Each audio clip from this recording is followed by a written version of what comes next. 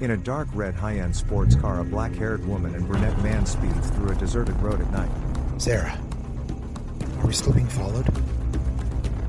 Randall, it's gaining on us. I have to pick up the pace.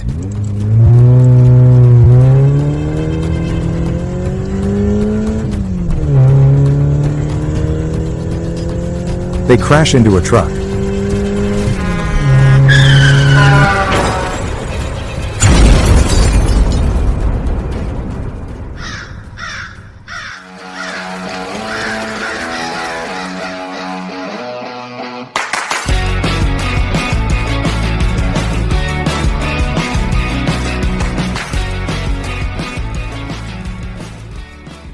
A brunette teenage girl and black-haired boy stand in front of a wooden-styled 3-story house.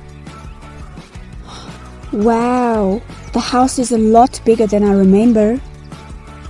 To me, it looks exactly the same way I remember it. I was only 5, you were 8, so you obviously remember more than me.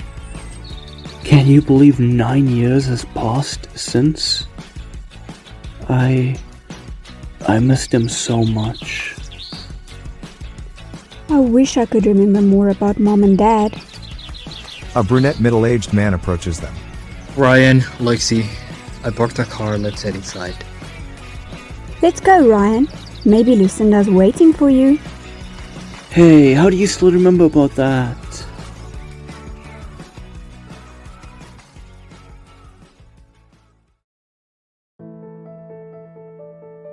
In the living room of the wooden-styled house, Ryan touches a crimson-red piano. Dad was supposed to teach me how to play. I actually do remember them playing the piano. And they were really good at it too. By the way, the basement? Off limits. It's mine. Oh, I forgot about the basement. If I know you well enough, you'll be using it for all your nerdy science stuff. She rolls her eyes. Let's go check out the rooms upstairs. Before exiting the living room, Ryan glanced at the barely noticeable names, Sarah and Randall, plastered on the piano. Lexi and Ryan stand in a childish decorated room, fluffy white clouds painted on the blue walls. Well, this brings back memories. I'm glad Uncle Eric was able to have this place cleaned out. Speaking of, I'm going to go get some bulbs with him. Will you be okay on your own? Yup.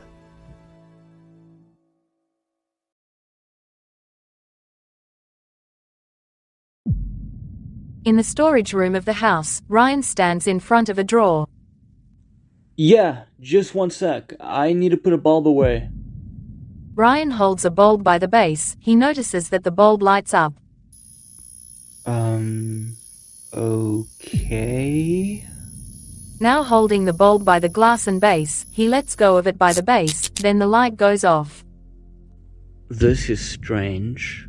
He touches the base, and the bulb lights up. Could it be an electrical static charge? Because that's capable of generating 500 volts, and this type of bulb only requires 110. He lets go of the base, and the light goes out. Static electricity is produced in a single short burst, which means the light wouldn't remain on because there wouldn't be a constant electrical current. Lexi stands by the entrance of the storage room door. Rai, I can hear you out from the other side of the house. You need to unpack whatever you need to be ready for school tomorrow.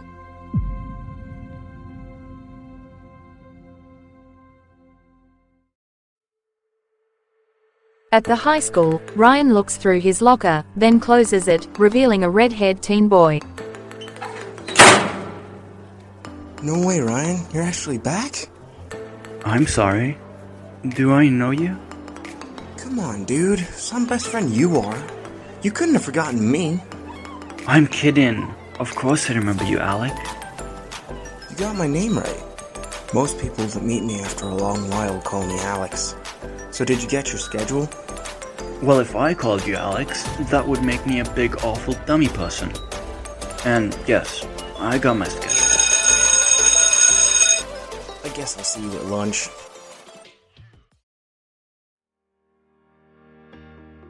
In the high school cafeteria, Ryan and Alex sit at a table. So, Bud, what brought you back? Well, I didn't want to leave in the first place.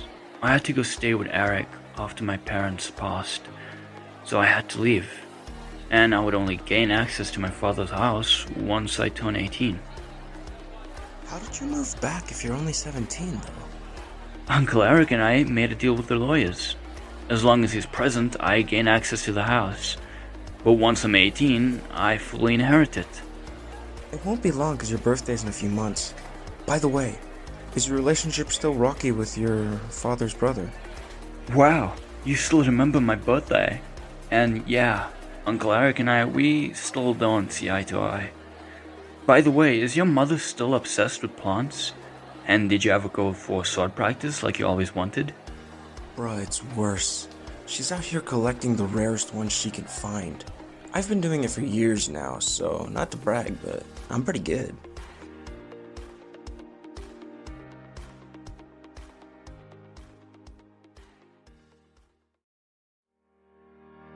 Ryan and Alex stand next to each other outside the school. Man, am I glad school's out. Lexi approaches the duo.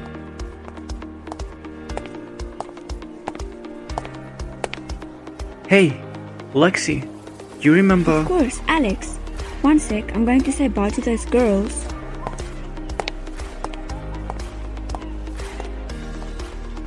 Lexi walks away, then Alec looks to Ryan. Just to be clear, this makes for a big, awful dummy person, right? Oh, shut up, man. Alec notices in the distance, a teen boy flirts with Lexi. Yo, your little sis doesn't look too comfortable. And that guy there? They call him Hawk. He's bad news. Ryan swiftly walks over to them. Hey, Lex, you okay? And who's this? Your boyfriend? Her brother. Ryan gets in between Hawk and Lexi. You might wanna chill. Hawk shoves Ryan. Ryan shoves him back. Ryan blocks a punch from Hawk. Then Ryan knocks Hawk to the ground with a right hook.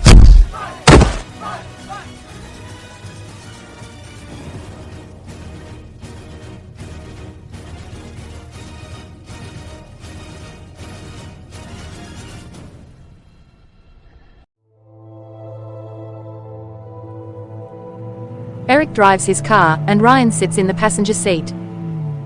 What were you thinking, Brian? Fighting on your first date? You're not my father. Your father is dead, Ryan. Don't ever speak of him like that again. The car breaks down, and Ryan's eyes glow a faint blue.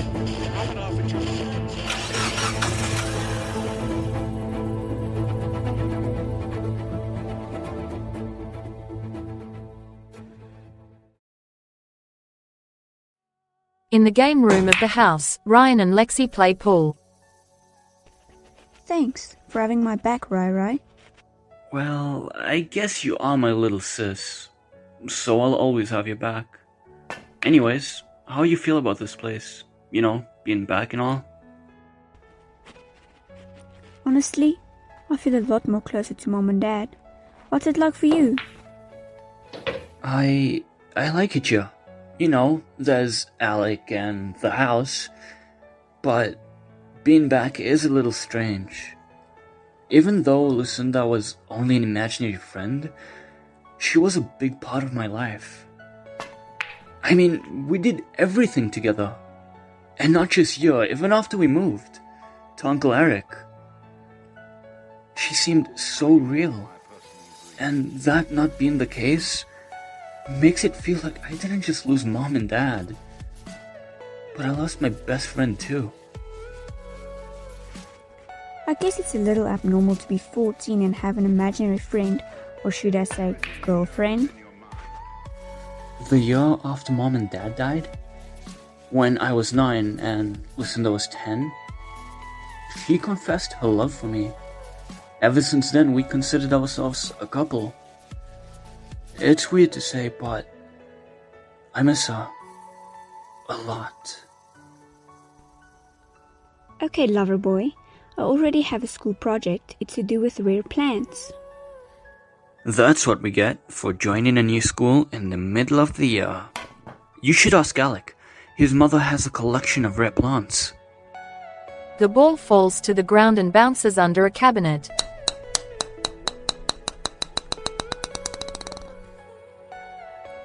Wanna do a rematch? The ball went under the cabinet, and I can't lift that, so I can't get it. When Uncle Eric gets back from work, I'll ask him.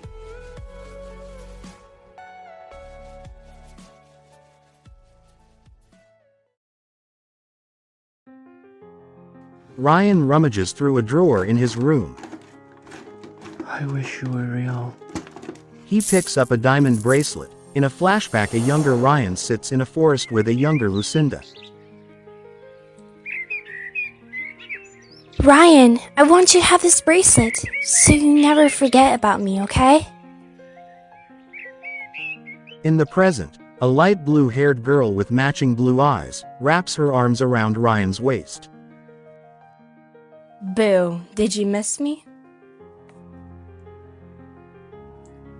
Ryan turns to face the girl, then gapes.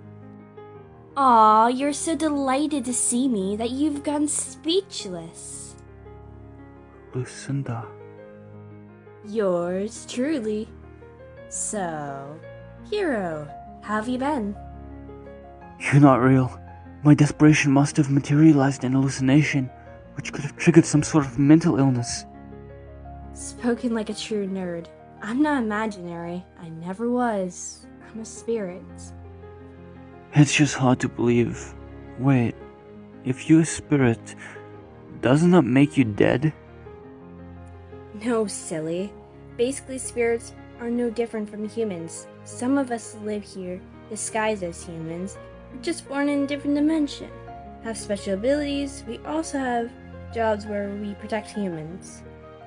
My world also has jobs where you can protect humans. Ha ha, very funny. You know what I meant. I miss you a whole lot. You have no idea. They stare affectionately at each other. Lucinda urges closer to Ryan, then his door swings open. Rai, are you coming down to eat? Wow, has she always been this pretty? If she is that gorgeous, what happened to you? Well, screw you too. What? I said sure, I am. Good save. Then come on.